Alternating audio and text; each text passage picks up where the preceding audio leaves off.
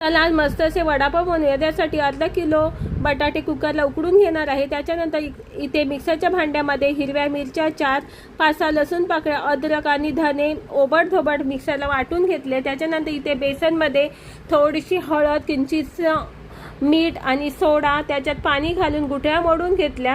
त्याच्यानंतर बटाटे उकडून झाल्याच्यानंतर थंड करून घेतले आणि अशा प्रकारे स्मॅश करून घेतले। आता भाजी बनवायला घेऊया। त्यासाठी कढईत तेल गरम करून घेतलं, राई जिऱ्याची फोडणी दिली, कढीपत्ता घातला, हळद घातली, जो मसाला बनवून घेतला होता तो घातला, स्मॅश केलेले बटाटे घातले आणि छान असे परतून घेतले। चवीपुरता मीठ घातलं।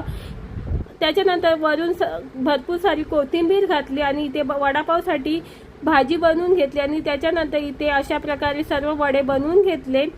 आता तळायला घेऊया। तर कढईत तेल गरम करून घेतलं, कडकडीत तेल गरम करून घ्यायचं आहे। बेसनमध्ये एक एक वडे असे डीप करून तेलात सोडले आणि अशा